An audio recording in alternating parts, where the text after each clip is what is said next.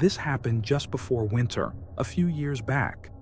I was hiking to a fairly well-known overlook just outside of Glacier National Park in Montana. It's not as impressive as the views inside the park, but it's a quiet trail, no permits, no rules, and that time of year, no people. That's exactly why I went.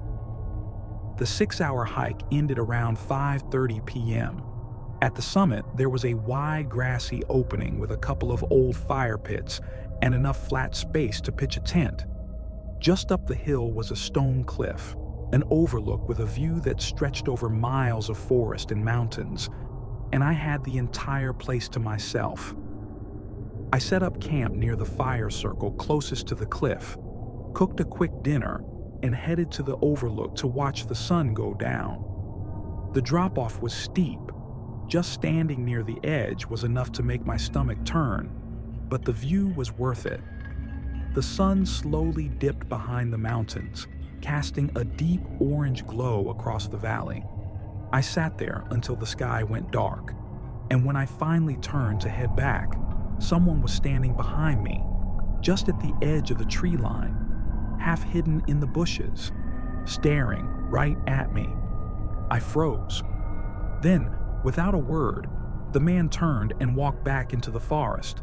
It was too dark to see much detail, but I noticed something right away.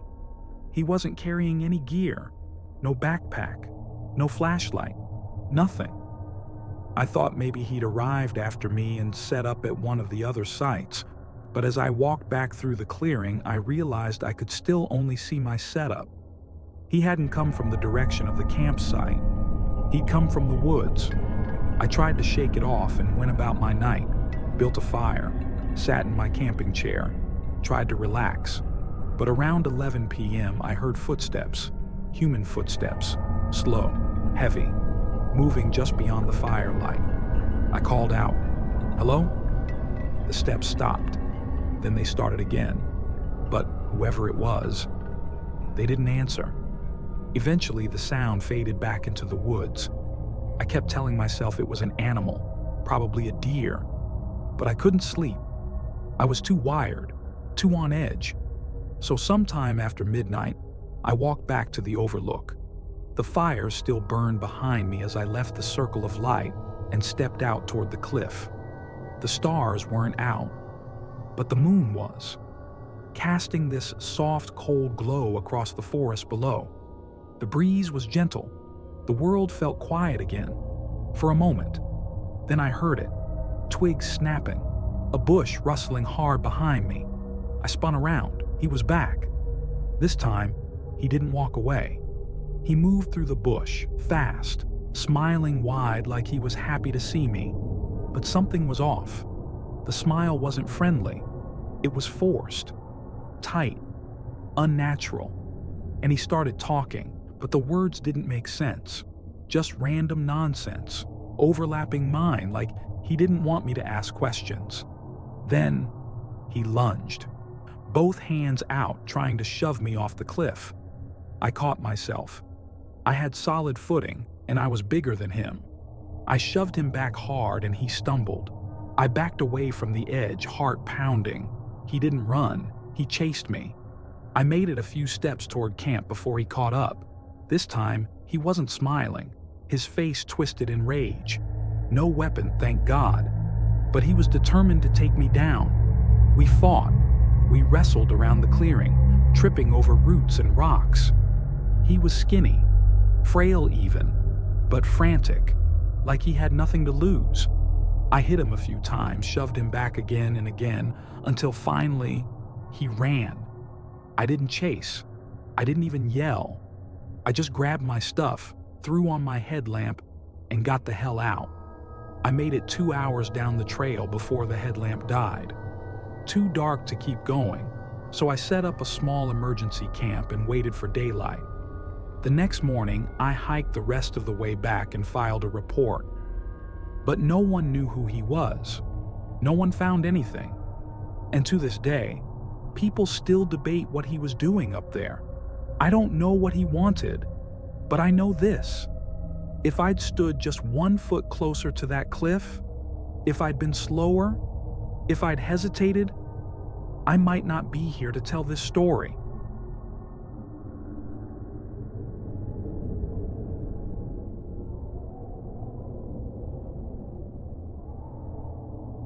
What I'm about to tell you still messes with my head, even 2 years later. It makes me question what's real and what's not. This happened to me and my dad on a camping trip, and to this day, I get chills just thinking about it. I know how it sounds. If I were you, I'd probably be skeptical too, but I swear, every word is true. 2 years ago, my dad and I went on a camping trip out in the deep country. We'd done trips like this before, a chance to get away from everything and just enjoy the outdoors. This particular spot was a little more developed than our usual spots, trails, zip lines, cabins nearby, but it still had a deep ancient vibe. The land was once Native American territory. You could feel the weight of history there. The first night was perfect. The campground was alive. Families at other sites, campfires crackling, kids laughing. It was the kind of night that makes you forget real life for a little while. We cooked hot dogs, roasted marshmallows, cracked a couple beers, and even chatted with some of the other campers. It was peaceful, normal. But the second night, that's when everything changed. The staff told us we were the only ones left in the park, no other bookings. The place was completely empty. At first, we were thrilled. Our own private campground, total freedom. It sounded amazing. We spent the day hiking and fishing, taking things slow.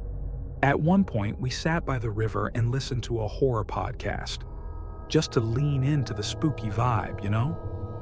It was fun, until the sun started to go down. That's when things felt different. The walk back to our campsite was quiet, too quiet. The air felt thick, like it was pressing in on us. The sky had this strange color to it, like twilight was lingering too long. My dad turned to me and said, "Doesn't this feel off? Like we're in a dream or something?" And he was right. It did feel that way. The woods seemed endless, like the path didn't really lead anywhere. I felt tight in my chest, like we weren't alone. Back at camp, we didn't talk about it. We didn't have to. We just stayed close to the fire, doing everything we could to pretend things were normal. Music, marshmallows, even passed a joint just to take the edge off. But the moment the sun vanished behind the trees, and we couldn't see more than a few feet past the firelight, the feeling got worse. At around 9 p.m., we heard it.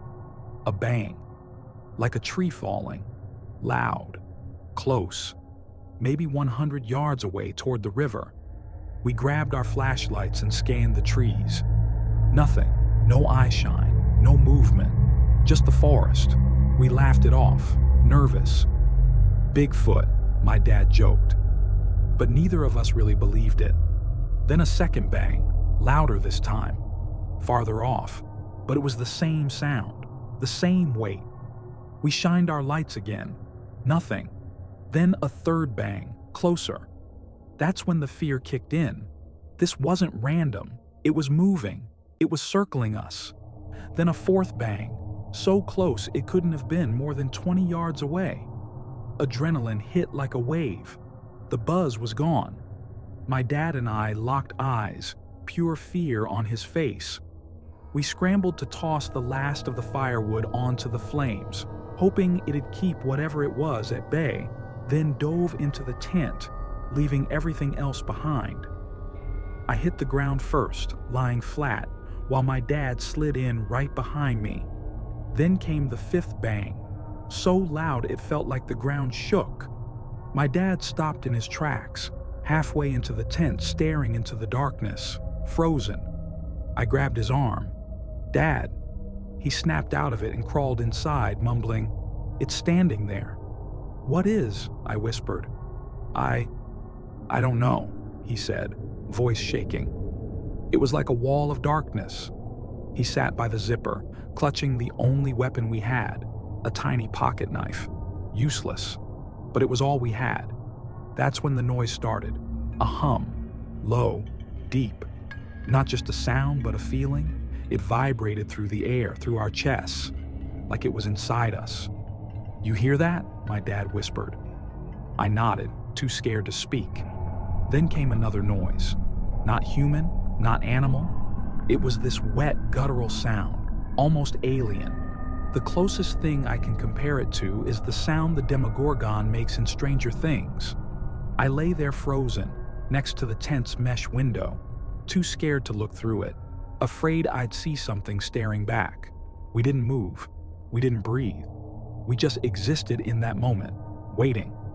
Then, nothing. We blacked out. Not passed out. Not fell asleep. Just lost time. The next thing I remember, we were both waking up, lying in the middle of the tent. My dad still had the knife in his hand. I jolted awake, heart pounding like something was right above me. My first instinct was to check the time. My phone was dead. I asked my dad to check his, also dead. We had both fully charged them the night before. We stepped outside to pee, still shaken. We stood back to back, not saying a word. The night was still pitch black, cold, silent. The food we left out? Untouched. The firewood we'd thrown into the flames? Gone, burned down to ash.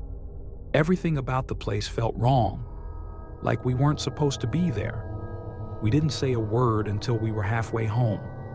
When we finally talked, we realized something terrifying. We'd both felt the same thing that night. Watched, hunted, like something had been waiting for one of us to mess up.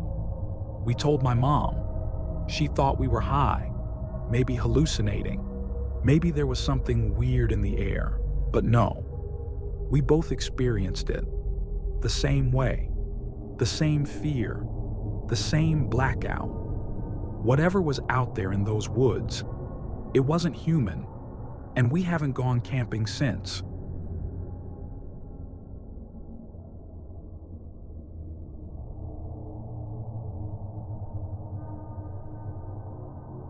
This happened just last summer.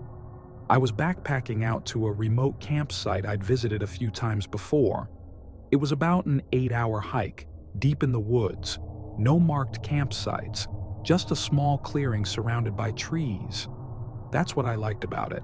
Isolated, quiet, no one ever out there, and it meant I could let my dog, Ace, run free. Ace is a Siberian husky, smart, energetic, and loyal to the core. He hikes with me everywhere, and out there in the woods, he's in his element. No leash, no distractions, just freedom. We arrived at the campsite around an hour or two before sunset. I tossed my pack down and started setting up camp. As usual, Ace went off to patrol the area. I watched him disappear into the trees, nose to the ground, doing his thing while I put up the tent and unpacked.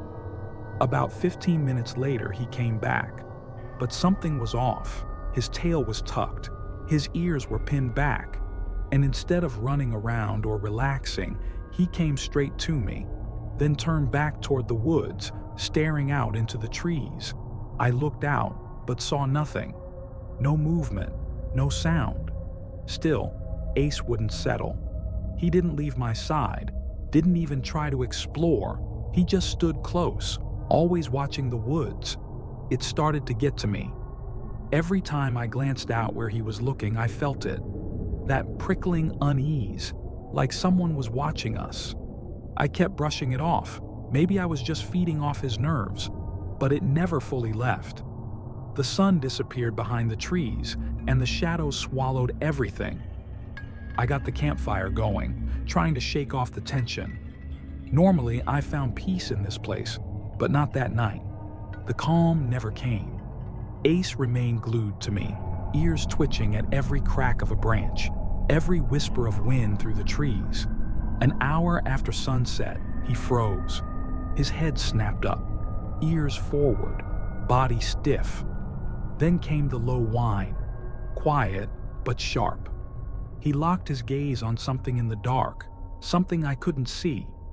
The trees were too thick. Beyond 30 feet, it was pitch black. I trusted him. I grabbed my flashlight and scanned the woods. Nothing. Still, I walked out maybe 50 feet into the forest, Ace right beside me. But the woods stayed silent, empty. At least, they looked that way. We went back to the fire and Ace kept his eyes on the trees. He didn't perk up again for the rest of the night, but he never let his guard down either. Eventually, we climbed into the tent. He was exhausted, probably from all the stress, and fell asleep within 15 minutes. I followed shortly after. That's when I had the dream. I was walking through the forest at night, alone. No trail, no Ace, just me, moving through the dark. I could hear a sound, a high-pitched whine, over and over. It grew louder, closer, until I shot awake. Ace was right in my face, whining and nudging me, trying to wake me up. The same sound from my dream. Only now, it was real. I sat up fast, heart racing. I grabbed my flashlight, unzipped the tent, and there he was. A man, standing just 10 feet from the tent. He was wearing all black, a hood pulled low over his face. The only thing I could clearly see was the bottom half of his face, scruffy, unkempt beard, and the glint of something in his hand. A knife. I froze. He didn't move at first, just stared into the light. Then he stepped forward. But Ace was already out of the tent, growling, his body low and tense, standing right between me and the man. That's what made him stop. He hesitated. And that gave me just enough time to grab the bear spray from the tent. When I turned back, Ace was barking, loud, aggressive, lunging forward just enough to make it clear he wouldn't back down. The man turned and bolted into the woods. I didn't wait. I packed everything up while Ace circled the camp, still alert, still watching. Within 15 minutes, we were hiking back down the trail. It was still the middle of the night, but I wasn't scared anymore. Not really, because Ace had my back. I filed a report, but due to the location, nothing ever came of it. No leads, no evidence. Just another story of something that almost happened in the woods. I've been on plenty of trips since then, and Ace has always been back to his usual self, curious, happy, exploring. But now, when he gets anxious out there, I listen. Because if he hadn't trusted his instincts that night, if I hadn't listened, I might not have woken up at all.